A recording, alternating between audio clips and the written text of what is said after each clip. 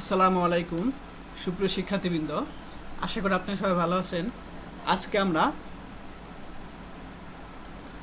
Topology সাবজেক্টের chapter 1-এর example 2 নিয়ে আলোচনা করব। তো এখানে বলছে যে D of x comma Y equal to x minus Y modulus. এখানে একটা ম্যাট্রিক্স দেওয়া আছে যেখানে এক্স আর ওয়াই হল তোমার বাস্তব সংখ্যা হলে আমাদের দেখাতে হবে আর ডি আর কমা ডি একটি ম্যাট্রিক্স জগৎ। ঠিক আছে, আমাদের দেখাতে হবে কি আর কমা ডি একটি ম্যাট্রিক্স জগৎ। এখন ম্যাট্রিক্স জগৎ হওয়ার জন্য আমরা কি জানি, চারটা শর্ত জানি। চারটা শর্ত অবশ্যই বেসিক ক্লাসে বুঝিয়েছি, তারপর তোমরা একটু দেখে নাও বই থেকে, আমি তোমাদের দেখিয়ে দিই চারটা শর্ত কি কি। দেখো, চারটা শর্ত হলো এখানে তোমার x d of x comma y কী হবে, জিরো সমান জিরো থেকে বড় হবে। D of x comma y কী হবে, জিরো হবে যদি এবং কেবল যদি এক্স আর ওয়াই সমান হয়। এবং D of x comma Y এটা প্রতিসম হবে, অর্থাৎ D of Y comma X. এবং কী হবে, ত্রিভুজের সমতা অসমতা সূত্র যদি মেনে চলে তখন আমরা এক্স ডিকে বলা হয় ম্যাট্রিক্স জগৎ বলা হয়। তো এই চারটা শর্ত আমরা এখন কি পূরণ করব, তাহলে বুঝতে পারবো যে আমরা কি ম্যাট্রিক্স জগৎ।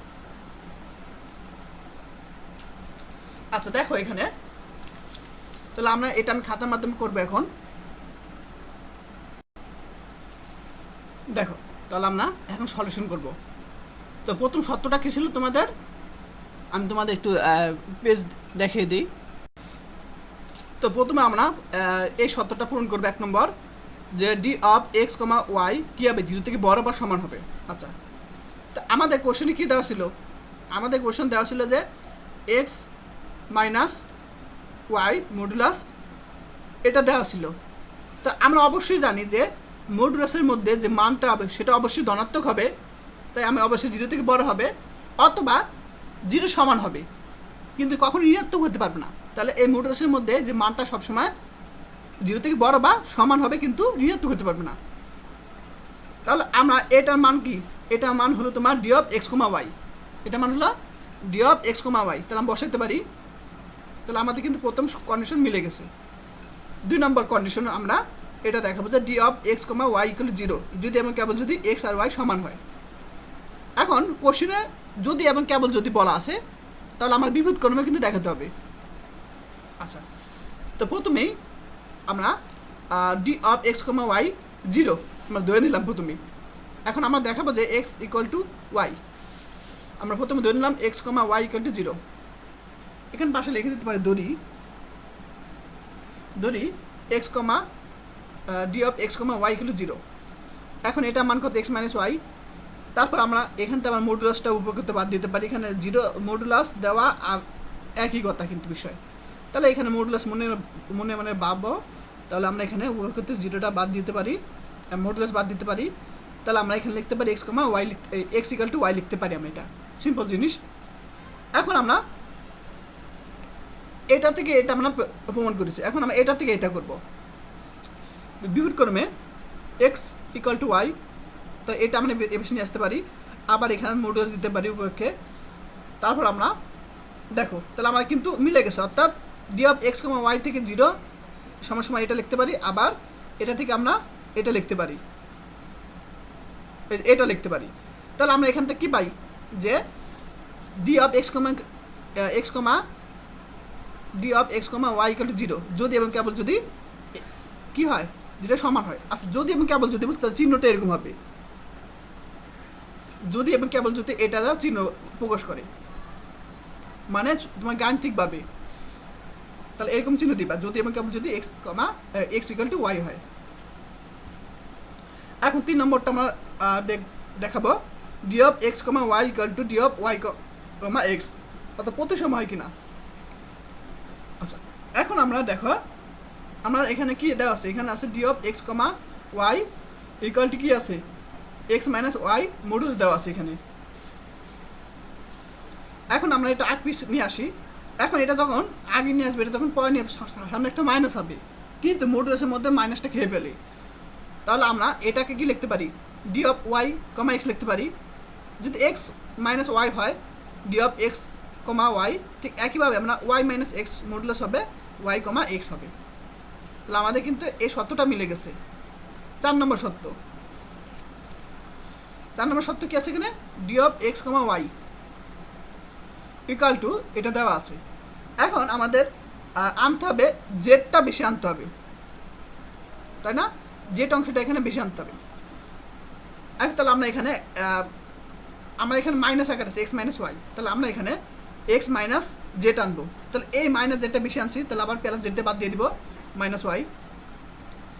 এখন আমরা এই যখন এটাকে আলাদা করবো, এইটুকু আর এইটুকু আলাদা করবো, তখন আমরা ত্রিভুজের অসমতা কি জানি আমরা, যখন এই দুইটা যোগফলকে আমরা আলাদা করবো তখন লেস দেন আর ইকুয়াল হয়ে যাবে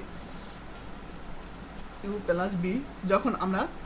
যখন এই দুইটা আলাদা করবো তখন লেস দেন আর ইকুয়াল হয়ে যাবে। সবাই জানো এটাই, এই সূত্র দ্বারা কাজ করছে। এখন এটা কার, এটা তোমার D of x comma Z, এটা কার, এটা তোমার D of Z comma X Y. তাহলে আমাদের কিন্তু ত্রিভুজের সমতা অসমতা কিন্তু সূত্র হয়ে গেছে, বুঝতে পারছো? তাহলে আমাদের 4টা যে শর্ত পূরণ করছে, সুতরাং আমরা বলতে পারি যে আর ডি একটি ম্যাট্রিক্স জগৎ। এই যে লিখে দিব, সুতরাং আর ডি একটি ম্যাট্রিক্স জগৎ, যে 4টা শর্ত পূরণ করছে। এরপর পরবর্তীতে আমি অঙ্কটা একটা প্রশ্ন সলিউশন করব, একই টাইপের প্রশ্ন। আচ্ছা মডুলাস ডি আমি দেখি,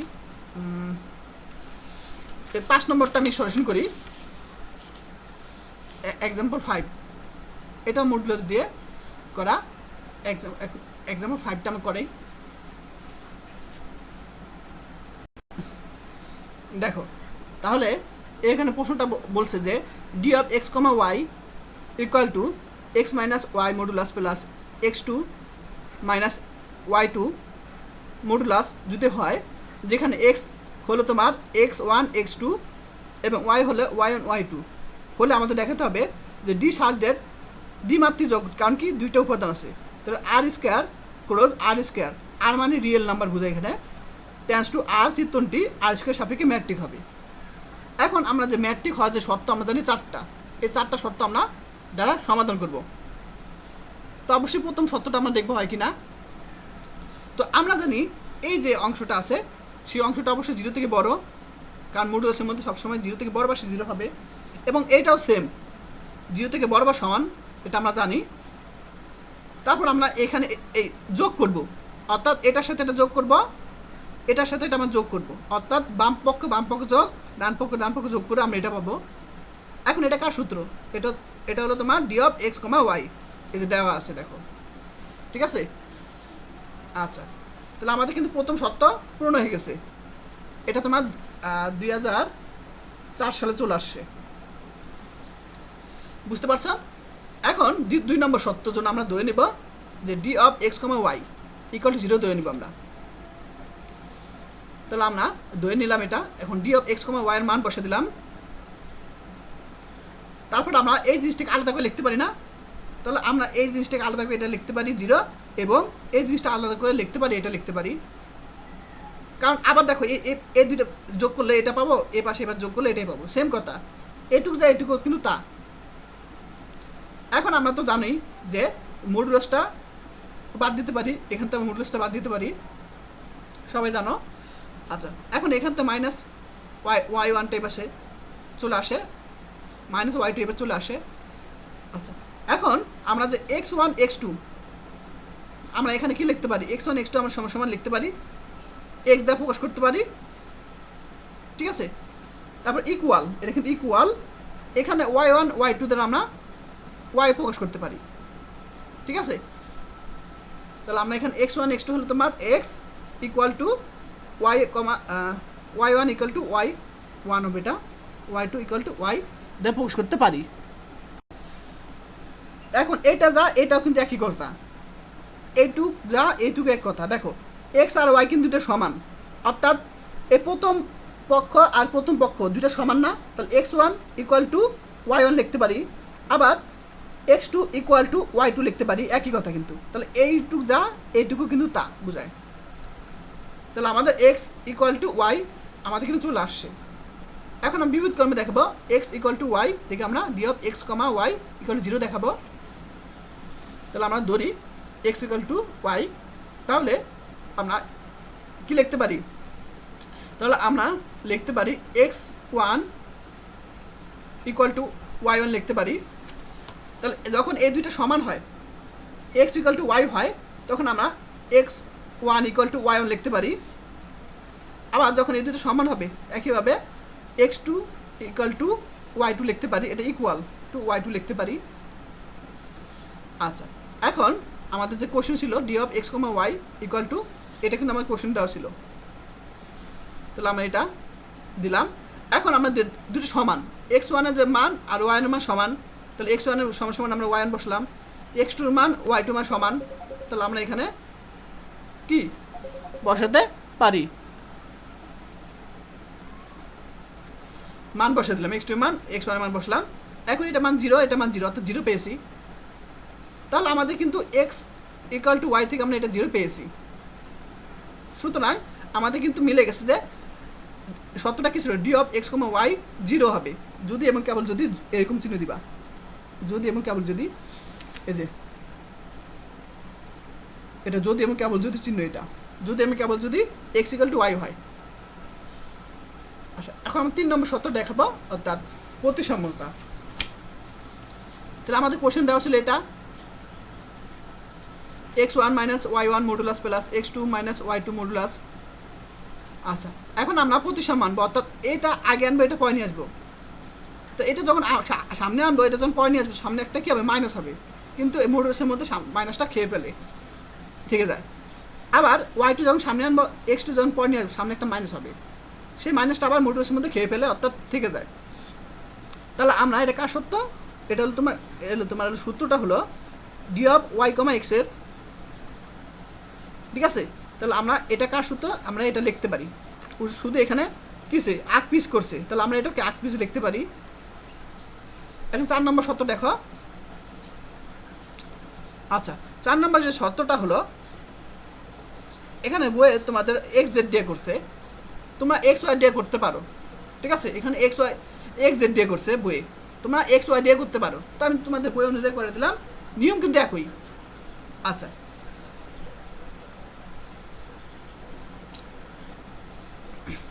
যাই হোক না কেন, তাহলে এক্স কমা জেড, তাহলে আমরা এটা সূত্র লিখতে পারি, কি লিখতে পারি, প্রথমটা X one minus Z one modulus plus X two minus Z two modulus লিখতে পারি। আচ্ছা, তোমরা এক কাজ করো, তোমরা ওই যে সূত্রটা জানো সেটা দিয়েই করো, মানে দুইটা হলে আবার এলোমেলো হয়ে যায়। আমরা যে সূত্রটা জানি এক্স ওয়াই অসমতা, সেটা দিয়ে আমরা কাজ করি। আচ্ছা, তাহলে আমাদের কোশ্চেন দেওয়া ছিল কি, একটা কাজ সূত্রটি করো, D of x comma Y সূত্র কি আমরা দেওয়া ছিল, X one minus Y one modulus plus X two minus Y two modulus.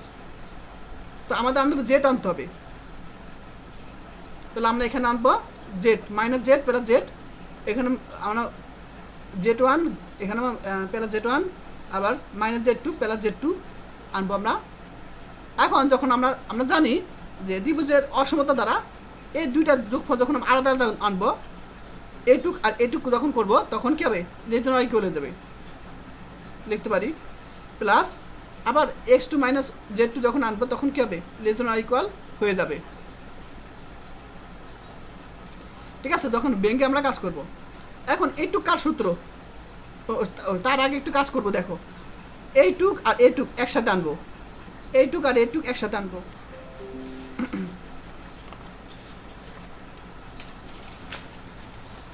তাহলে দেখো, তাহলে আমরা এই যে X one minus Z one, X two minus Z two, এইটুকু একসাথে আনলাম, তারপরে Z one minus Y one modulus Z two minus Y two একসাথে আনলাম। তাহলে আমরা যে সূত্র অনুসারে এইটুকু কী লিখতে পারি, D of x comma z, আর এইটুকু লিখতে পারি সূত্র এই যে, আর এটা লিখতে পারি আমরা D of Z comma Y লিখতে পারি, তাই না, লিখতে পারি। সুতরাং আমাদের কিন্তু ম্যাট্রিকের শর্ত মেনে চলছে, অর্থাৎ আর স্কয়ার সাপেক্ষে ডি একটি ম্যাট্রিক, এটাই হলো প্রমাণ। তোমাদের আমি আরেকটা প্রশ্ন সলিউশন করে দিই, এক্সাম্পল 15, একই টাইপের প্রশ্ন। এটা তোমাদের সলিউশন করে দিই এক ক্লাসে। তো এটাও সেমভাবে আমরা করব। দেখো, তো বলছি এখানে কোশ্চেনে যে D of x comma Y equal to, এটাকে নর্ম, দুইটা যখন থাকবে মডুলাস তখন নর্ম প্রকাশ করে, আর একটা যখন থাকবে মডুলাস তখন সরি, যখন একটা দাগ থাকবে একটা করে তখন মডুলাস প্রকাশ করে। তা যখন দুইটা থাকবে তখন নর্ম হয়ে যাবে। তাহলে এক্স মাইনাস ওয়াই যখন ডাবল হবে তখন কি হবে? নর্ম হবে।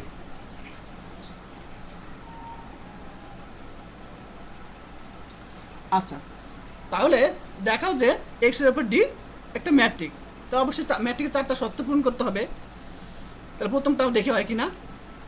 তো দেওয়া আছে x comma Y equal to x minus y, norm দেওয়া আছে, যেখানে এক্স আর ওয়াই হলো তোমার এক্স এর উপাদান, সকল এক্স ওয়াই হলো তোমার ফরল, এটাকে ফরল দ্বারা প্রকাশ করা হয়, এক্স এর উপাদান। যেহেতু এক্স ভেক্টর জগৎ, তাহলে এক্স মাইনাস ভেক্টর জগৎ যেহেতু, তাহলে এক্স মাইনাস ওয়াই ওটা কী হবে? তোমার এক্স এর উপাদান হবে। যেহেতু এই দুইটা এক্স এর উপাদান, তাহলে এই দুইটা বিয়োগ ফলে কি এক্স এর উপাদান হবে। এবং আমাদের কোশ্চেন দেওয়া আছে D of x comma Y, এটা দেওয়া ছিল। এখন 1 নম্বর শর্তটা দেখি আমরা, এই যে এটা হয় কিনা। তো আমরা জানি যে এক্স মাইনাস ওয়াই এর নর্ম সবসময় কী হবে? 0 বা 0 থেকে বড় হবে। তাহলে এটা কার সূত্র? ডি অফ এক্স কমা ওয়াইয়ের সূত্র, গ্রেটার দেন অর ইকুয়াল। এটা হলো, এটা কার মান? এটা প্রশ্ন দেওয়া ছিল। এখন আমরা দেখাবো 2 নম্বর শর্ত পূরণ করে কিনা, যে D of x comma Y 0 যদি এবং কেবল যদি এক্স ইকুয়াল টু ওয়াই হয়। তা আমাদের কোশ্চেনে যেটা ছিল D of x comma y, সেটাকে আমরা ধরে নিব 0 ধরে নিব আমরা। এখন এটা মান কি? এক্স মাইনাস ওয়াই ডাবল, এটা হলো তোমার নর্ম। এখন উভয় পক্ষে নর্ম চলে যায়, তুমি জানো যে 0 থেকে নর্ম আর 0 একই কথা। তাহলে আমরা লিখতে পারি এক্স ইকুয়াল টু ওয়াই লিখতে পারি আমরা এখানে। এখন বিপরীত ক্রমে আমরা ধরে নিলাম এক্স কমা ওয়াই, আমরা দেখাতে হবে বিপরীত ক্রমে এক্স ইকুয়াল টু ওয়াই ধরে আমরা এটা দেখাবো। তাহলে আমরা এটা পেছনে নিয়ে যাবো এবং মডুলাস দিব। তাহলে এটা জানোই যে 0 মডুলাস দিয়ে একই রকম থাকবে, মডুলাস বলি, নর্ম হবে এখানে চিহ্ন। তারপর এটার মান কত? নর্মের এক্স মাইনাস ওয়াই, নর্মের মান হলো D of x comma Y 0। এখন এটা হবে যদি আমি কেবল যদি এক্স ইকুয়াল টু ওয়াই হয়, কারণ আমাদের কিন্তু শর্তপূর্ণ হয়েছে যে এটা থেকে এটা, এটা থেকে এটা। তাহলে আমরা এক্স ইকুয়াল টু ওয়াই থেকে আমরা কিন্তু পেয়েছি, এটা পেয়ে গেছি, অর্থাৎ D of x comma Y 0 হবে যদি এবং কেবল যদি এক্স ইকুয়াল টু ওয়াই হয়। এবং 4 নম্বর শর্ত দেখো, আমাদের এটা দেখাবো। এখন D of x comma Y equal to, এটা আমরা দেওয়া আছে। এখন আমি এটা সামনে নিয়ে আসবো, এটা পরে নিয়ে আসবো, সামনে একটা মাইনাস হবে, তাই না? তাহলে এখানে সামনে যে -1 সেটা আমরা বাইরে নিয়ে আসলাম, আর অবশ্যই এটা মডুলাস আকারে থাকবে। এখন এই যে সামনে মাইনাসটা হয়, -1 মাইনাস -1 মডুলাস আকারে চলে যাবে। এখন মডুলাসের মধ্যে জানোই তো মাইনাস থাকা না থাকা এক কথা, তাহলে 1 থাকবে শুধু, 1 তো এখানে সাথে গুণ আকারে আছে। তাহলে এটা আমরা কি লিখতে পারি? D of Y comma x লিখতে পারি। তাহলে আমাদের 3 নম্বর শর্ত মেনে সলিউশন। 4 নম্বর শর্তটা আমরা দেখব। আমাদের কোশ্চেনে দেওয়া ছিল এটা, তাহলে আমরা জেড আনতে হবে মাঝখানে, তো minus Z plus Z extra আনলাম মাইনাস ওয়াই। এখন আমরা যখন আলাদা করব তখন লেস দেন অর ইকুয়াল হয়ে যাবে, এটাকে আমরা লেস দেন অর ইকুয়াল হয়ে যাবে, আলাদা করলে লেস দেন অর ইকুয়াল হয়ে যাবে, জানো সবাই ত্রিভুজের অসমতা। তাহলে এটা কার মান? এটা মান হল d of x comma Y, x comma z মান, প্লাস এটা কার মান? এটা তোমার ডি অফ জেড কমা ওয়াইয়ের মান। ঠিক আছে, আমরা এই কন্ডিশনের সাথে আমরা তুলনা করে লিখতে পারি। তাহলে আমাদের ত্রিভুজের অসমতা কিন্তু এটা মেনে চলছে সূত্র। সুতরাং এই যে ম্যাট্রিক আছে সেটা তোমার ম্যাট্রিকের সকল শর্ত পূরণ করে এটা। সুতরাং এক্স ওভার ডি একটা ম্যাট্রিক। আশা করি সবাই বুঝতে পারছো। ক্লাসটা কেমন লাগলো আমাকে কমেন্ট করে জানাবে, আর বেশি বেশি ক্লাস দিব কিনা। আর যারা কোর্স করতে চাও তারা অবশ্যই আমার 01406486940 নাম্বারে কল দিয়ে যোগাযোগ করবে। কোর্স ফি যারা পুরাতন স্টুডেন্ট তাদের জন্য 360 টাকা, আর যারা নতুন স্টুডেন্ট তাদের জন্য 410 টাকা। আর পুরাতন জন্য 360 টাকা। তো যাই হোক না কেন, যারা ভর্তি হবে 410 টাকা হলো তোমার নতুনদের জন্য। আর তোমাদের এখন থেকে কি অ্যানিও বাইরেগুলো প্রশ্ন সলিউশন করাচ্ছি, কারণ প্রশ্ন কিন্তু তোমাদের অ্যানিও বাইরে থেকে করে প্রচুর পরিমাণে। আজকে ক্লাস এই পর্যন্ত, সবাই ভালো থাকুন, আল্লাহ হাফেজ। আর যারা এখন ইউটিউব চ্যানেলটি সাবস্ক্রাইব করে নাই তারা অবশ্যই করে দিও।